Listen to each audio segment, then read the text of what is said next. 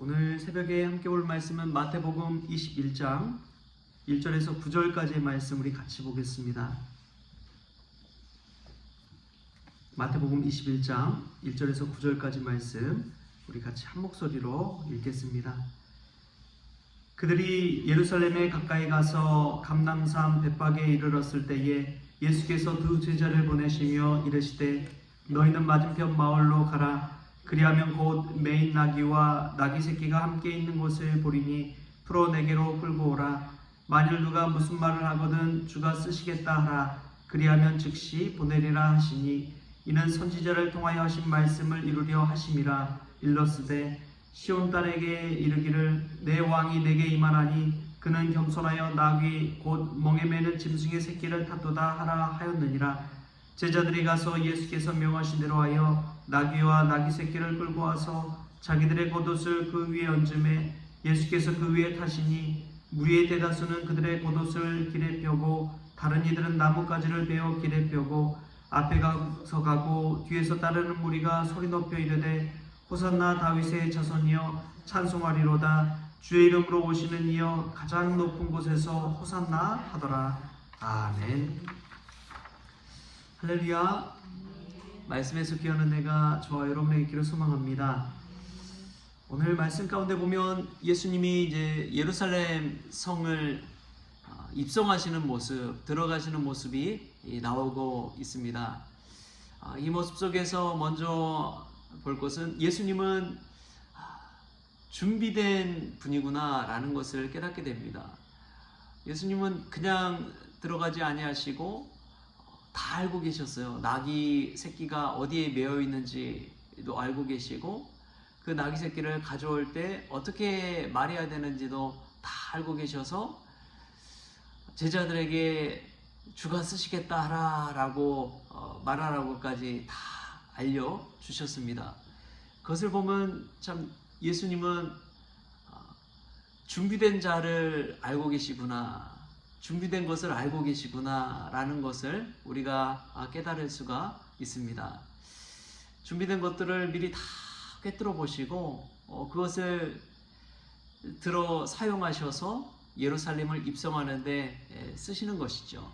이것은 사실 이미 선지자를 통해서 다 예언한 말씀을 예수님께서 그대로 이루어 가시는 것을 우리가 오늘 본문 통해서 알게 되는 것입니다. 예수님은 이 나귀 새끼뿐만 아니라 여기 모인 분들뿐만 아니라 우리 모든 성도들의 마음도 꿰뚫어 보시는 분인 줄 믿습니다. 어떤 일에 어떻게 쓰실지를 예수님께서 다 알고 계시는 거예요. 어떤 목사님이 이제 그런 이야기 하시더라고요. 우리 성원교회 이야기를 들으시면서 저에게 이제 이 목사님이 왜 성원교회 왔는지 시간이 가면 갈수록 알겠다는 그런 이야기를 하시더라고요.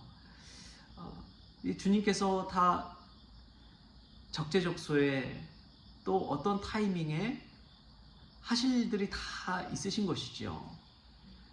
저뿐만 아니라 우리 모든 성도님들도 마찬가지인 줄 믿습니다. 여러분 한 분 한 분 보내신 것은 주님의 뜻하신 바가 있는 줄 믿습니다. 준비된 그 나귀 새끼처럼 보잘것없을지라도 예수님이 예루살렘 입성하는 그 장면 가운데 쓰임 받잖아요. 얼마나 놀라운 일인지 모릅니다. 여러분 보통 왕이 입성을 할 때 뭘 타고 갈까요? 하얀 말을 타고 가는 그런 모습을 떠올려 볼 수가 있지 않습니까?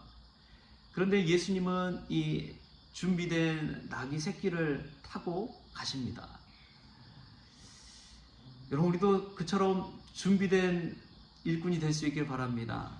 주님께 쓰임받는 그러한 믿음의 성도님들 되었으면 좋겠습니다.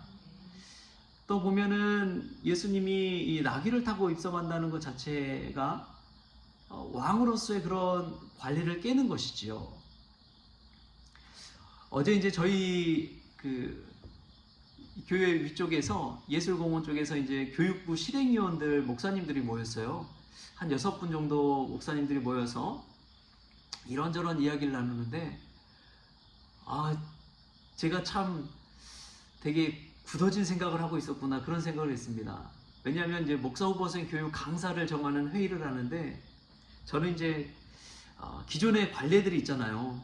관례가 다 있으니까 이 나이 드시고 연륜이 있고 경험이 많은 목사님을 이제 강사로 다 세웠었거든요. 그래서 이제 저희 노회 안에 여러 시찰이 있는데 시찰별로 좀 돌아가면서 이제 이렇게 다른 시찰 안 한 시찰에서 좀 경험이 많으신 그런 목사님들을 이렇게 이제 강사로 쓰였으면 좋겠다, 제 나름대로 그냥 생각하고 왔습니다.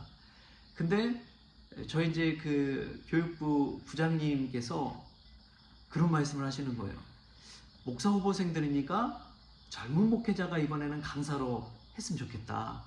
부목사님들 중에서 강사를 했으면 좋겠다. 그 이야기를 다 하시는 거예요. 그래서 제가 신선한 충격을 받았습니다. 아, 그렇구나.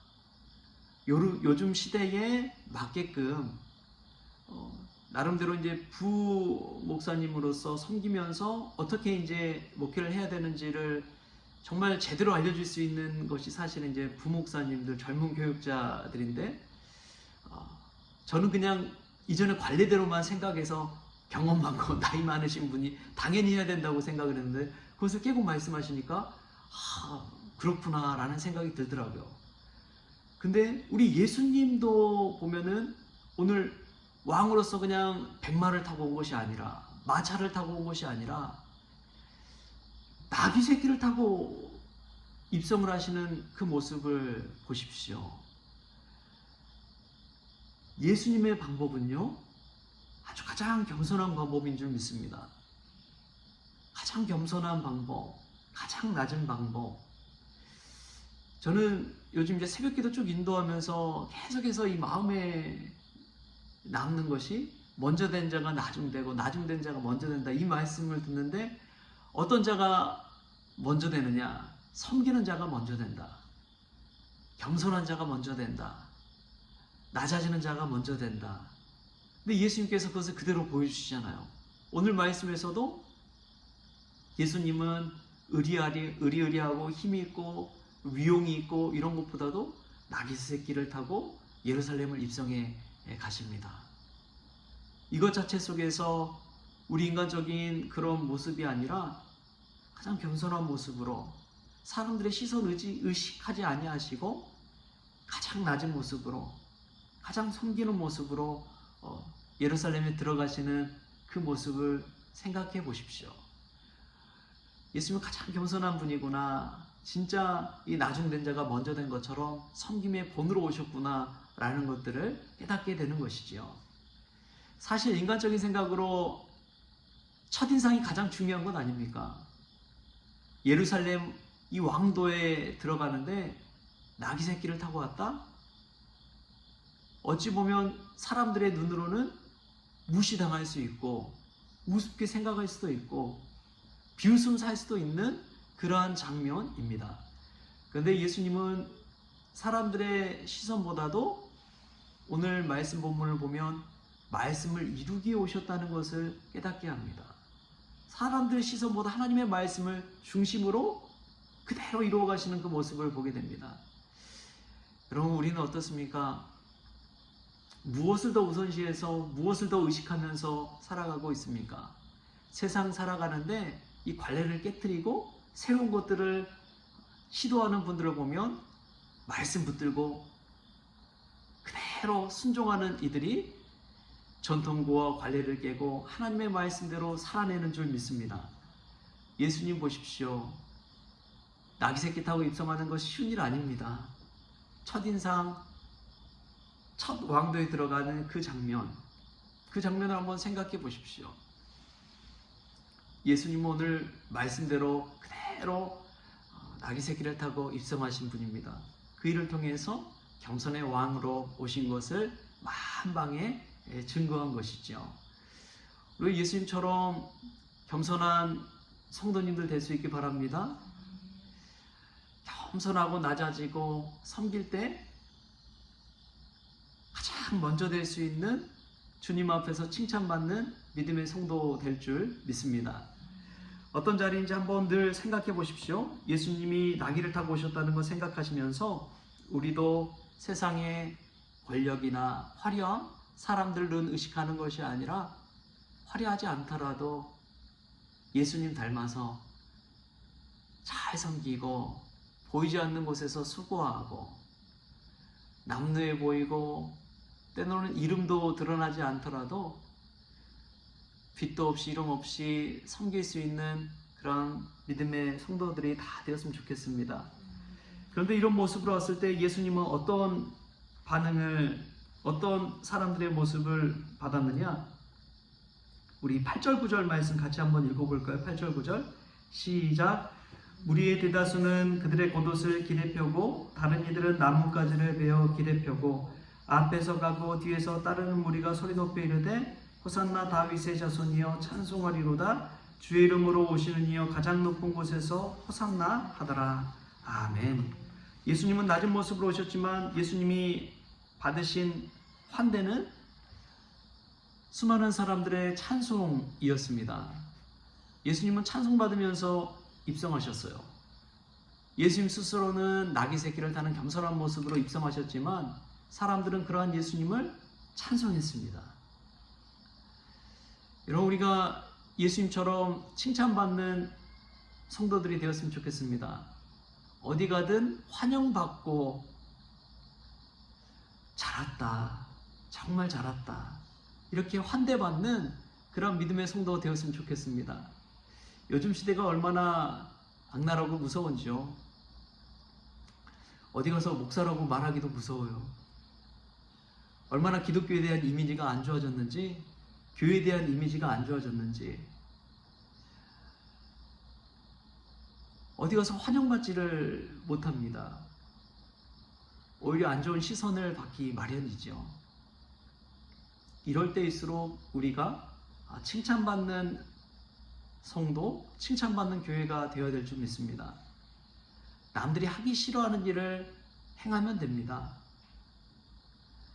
아무도 하지 않으려는 그 일을 행하면 되는 것입니다. 교회가 잘난 모습만 보여주기보다도 어려운 이들, 가난한 이들, 힘든 이들 찾아가서 돕고 섬기는 일을 한다면 당연히 칭찬받을 수밖에 없는 것이죠. 스스로를 높이려고 하면은 모난정이 돌맞듯이 망치로 두드려 맞습니다. 근데 자기를 낮추는 사람들은 어디서든 환영받습니다. 어디 가서 막 말하려는 사람은요, 잘 환영받지는 못해요.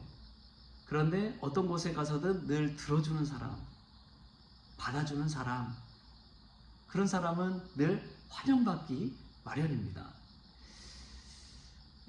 우리가 어떤 모습으로 우리 주변의 이웃들을 만나고 어떤 모습으로 살아가고 있는지 오늘 말씀 통해서 한번 자신을 돌아보면 좋겠습니다. 내가 가는 곳에서 나는 환영받는 사람인지 아닌지. 예수님은 자신의 그 겸손한 모습, 나귀 새끼를 타는 모습으로 가서도 엄청난 찬송과 환대를 받고 있다는 사실을 기억하십시오. 여러분, 왜 그럴까요? 예수님은 말만 그렇게 하는 분이 아니라 실제로 기적을 베푸시고 그대로 행하시고 말씀대로 사시는 분이기 때문에 그렇습니다. 말과 행동이 일치하지 않으면 사람들에게 환영받지 못해요. 신뢰를 얻지 못합니다. 그런데 말과 행동이 일치가 되고 예수님처럼 말한 대로 행하는 삶을 산다면 입으로 사랑한다고만 하는 것이 아니라 몸으로, 행동으로 사랑을 보여줄 수 있다면 우리가 어디를 가든지 예수님처럼 칭찬받고 인정받는 그러한 성도, 칭찬받고 인정받는 교회가 될 줄 믿습니다. 요즘 시대에 가장 필요한 교회가 이러한 교회가 아닌가 싶습니다. 오늘 예수님의 모습 닮아서 우리도 주님 앞에서 쓰임받는 일꾼, 겸손한 일꾼, 어디서든지 환영받는, 칭찬받는 일꾼 되어서 주님께 영광 돌리는 저와 여러분 될 수 있기를 주신 예수님의 이름으로 축원합니다. 기도하겠습니다. 주신 하나님 감사합니다. 오늘도 말씀 앞에 겸허히 섭니다. 주님, 세상에서는 높아지라고 화려하고 힘을 가져야 된다고 이야기하지만 우리 주님께서는 준비된 나귀를 타고 오셨고 또 겸손한 모습으로 오셨고 사람들에게 칭찬받으며 오셨습니다. 주님, 우리도 예수님 닮아서 그러한 인생 되기를 원합니다. 저희들을 사용하여 주옵소서. 늘 낮은 자리, 겸손한 자리에 거하게 하여 주옵소서. 칭찬받는 믿음의 종들 다 되어지게 하여 주옵소서. 감사하며 예수님의 이름으로 기도하옵나이다. 아멘. 우리 주님이 가르치는 기도로 오늘 새벽 기도를 마치겠습니다. 하늘에 계신 우리 아버지여, 이름이 거룩히 여김을 받으시오며 나라가 임하시오며 뜻이 하늘에서 이루어진 것 같이 땅에서도 이루어지이다. 오늘 우리에게 일용할 양식을 주시옵고 우리가 우리의 죄진 자를 사하여 준 것 같이 우리 죄를 사하여 주시옵고 우리를 시험에 들게 하지 마시옵고 다만 악에서 구하시옵소서. 나라와 권세와 영광이 아버지께 영원히 있사옵나이다. 아멘.